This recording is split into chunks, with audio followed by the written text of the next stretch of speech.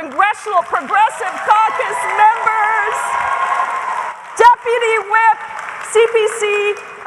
Deputy Chair Ilhan Omar, CPC Whip Greg Kassar, Representative Summer Lee Maxwell Frost, and your hometown hero, Delia Ramirez. But most of all, I just want to thank you all for being here and for being engaged and for pushing to make our democracy truly democratic, for being involved in elections from the local level all the way up to the federal level, and for organizing for a better world. Now, I've been to a couple of Netroots nations, so I know you guys are ready to go. And part of the reason I like to come, and part of the reason I wanted to come and speak to you today, is because this is a moment for us to reflect on our movement, to not only look at our goals and our wins, but also at the challenges that face us and how we're going to overcome them. In the months after January 6th, when I was trapped in that gallery with dozens of my colleagues during the insurrection, certain at some points that we would not emerge alive, I would often reference what we're facing as a nation as a crisis of our democracy. But today, I want to suggest to you that I don't think that's sufficient as a way to describe what we're up against. Today, we are facing down a violent movement of fascism that aims to destroy institutions in favor of a strongman, discredit election results or other forms of government aimed at strengthening the power of the people, and most fundamentally, to construct enemies based on virulent racism and hate that can then be criminalized or justified for constant attacks, both verbal and physical. And of course, that's the former president, whose name we're not going to mention, but it's also Ron DeSantis, who is banning abortion and books and drag shows with fervor, while criminalizing the very immigrants who build and serve his tourist industry that drives the state. It's Tommy Tuberville, who went on national television and denied that white nationalism is racism. That ain't right. It's extreme MAGA Republican members of Congress who blithely talk about invasions and bully trans kids like my beautiful trans daughter right there in congressional hearings. It's Stephen Miller and Steve Bannon, the Proud Boys, the Oath Keepers, whose very goal is to make sure that they foster the kind of hatred against black and brown people that is then able to have people blame them for people's situation and make them targets of physical violence. Now, I know, as so many of you know, that these are not new elements to our country. They are baked into the founding of this country.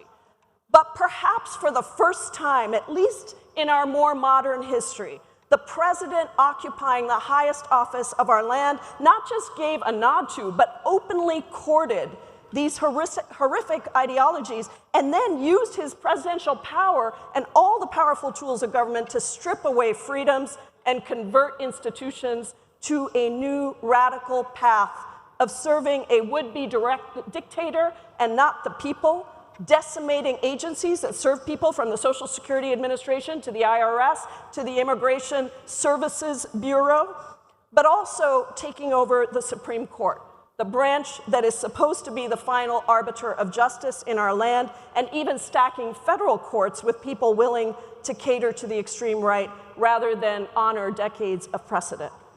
And if that weren't bad enough, I do want to call out the work of previous Republican and even Democratic administrations that helped to create this oligarchy that we exist in today. What does that mean? That is where power is controlled by very few people, the wealthiest individuals and the wealthiest corporations, where money serves as the language of power, and where the rules are rigged to benefit those very interests.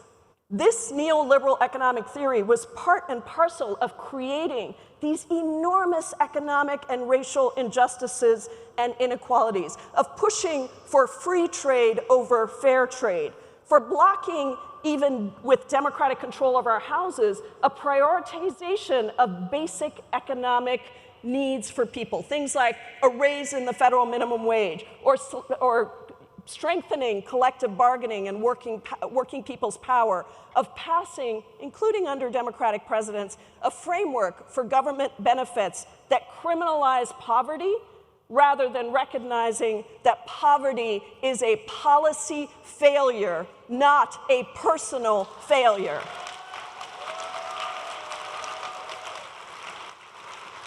And by the way, we, in this last administration and last Congress, showed that that is exactly true when we passed the child tax credit and we cut child poverty in half in just 2 years.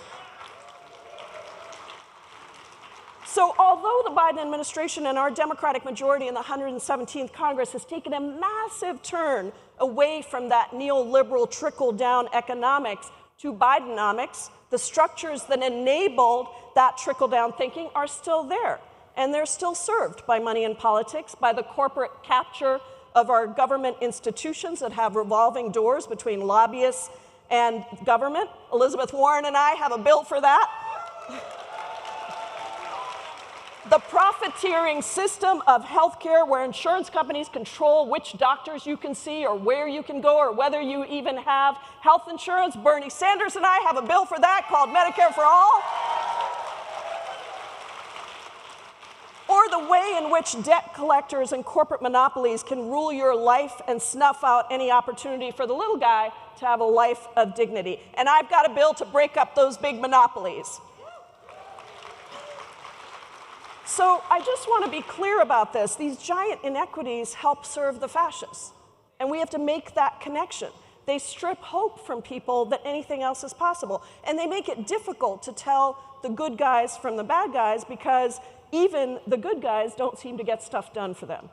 We have too many people in this country who are just trying to survive another day without hope that their kids can have a better life, and that's where you come in.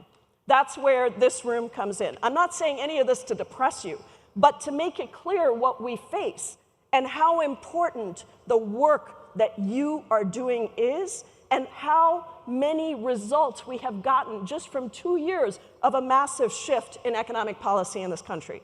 There is a competition for the hearts and minds of the working class, of poor people, of the left behind, and the newly found. So what do?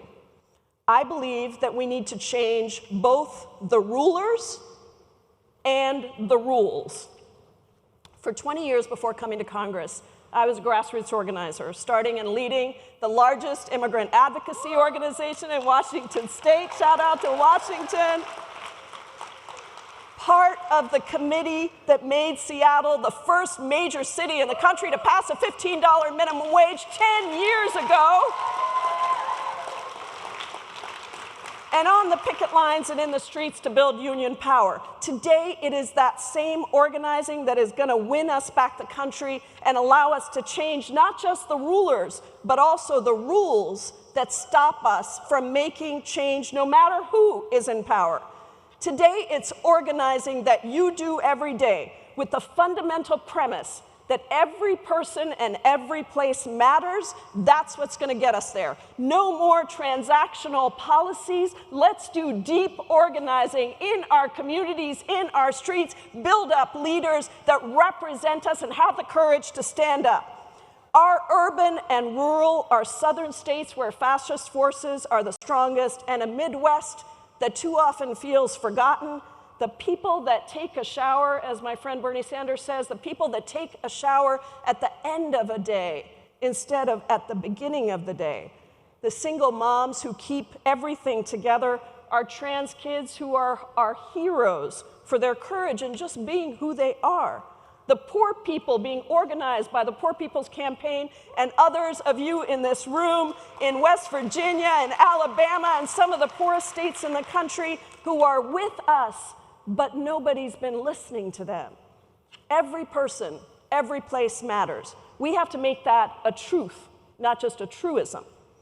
The Democratic Party has for too many years pursued a different strategy with a small sliver of swing voters to make up for the loss of working class support. Unfortunately, for too long, The party was chasing after well-off, nearly exclusively college-educated white suburban voters who had no problem switching back and forth between parties, and we've been spending an enormous amount of money per voter on these folks. And don't get me wrong, they're very important. We need them as well. But our universe of voters shrank instead of growing. The truth is that our biggest group of swing voters is not just these largely white suburban voters who swing back and forth from Republicans and Democrats.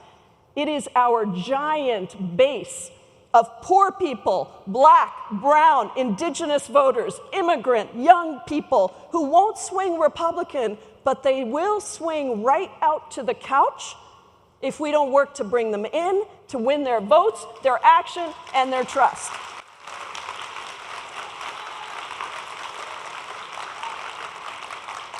I am in Congress. I was laughing at what I think it was either Delia or Summer Lee that said, if somebody asks you to run and they say yes, then don't ask them again. I was one of those people like them that, I was asked for years and I was like, never. I'm an organizer on the outside.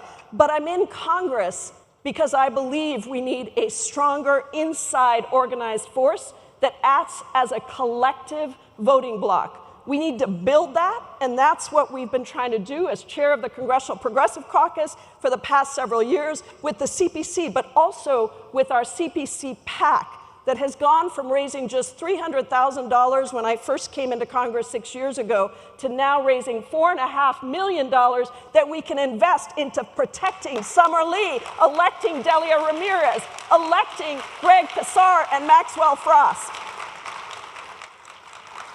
We've also honed what it means to say that you're a progressive in Congress by implementing a big rules reform package for the CPC. It should mean something to be a progressive. And while we all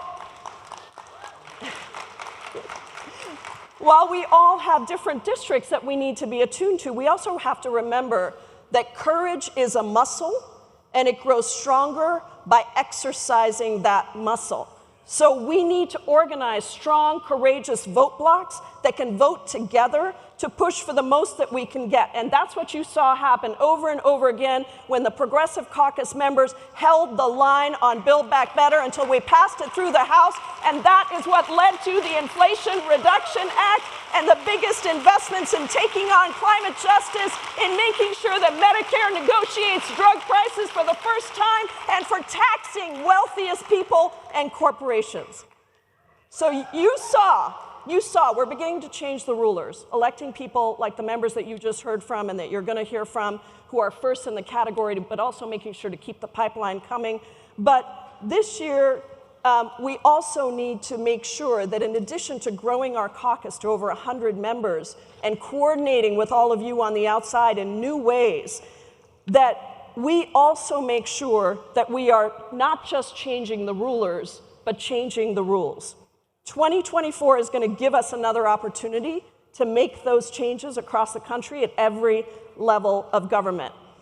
So, as we enter the election season, I want to suggest to you that it is not sufficient to just have 50 Democratic senators. We need to elect and get on record 50 Democratic senators who are willing to get rid of the Jim Crow legacy filibuster.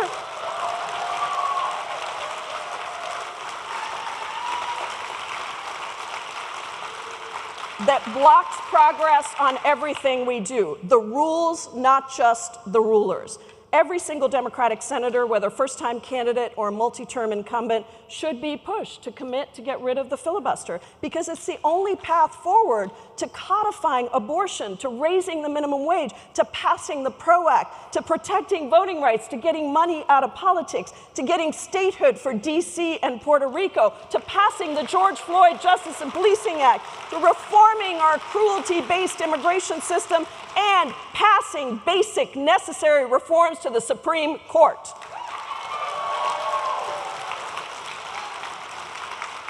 So these are the rules that we need to change to bring about justice, and we need to educate our people about the filibuster, because if we go out and tell people that they just can give us a simple majority in the House or the Senate and keep the White House, we're not going to get these things done, and people are going to lose faith in us. We have to explain that even 2 years ago, we didn't have 48 senators who were willing to get rid of the filibuster to codify abortion rights. And with John Fetterman, we now have 49. But we need 50 Democratic senators who are willing to get rid of it for all of these priorities. Now, I know it's possible. I'm going to end here because I've seen you in action. I have marched with you. I have been arrested with you. I have worked as an organizer on the ground. And what I know is that when we organize with love and with generosity instead of scarcity and fear, we win. We bring more people in. I have seen and marched with factory workers and undocumented immigrants and black women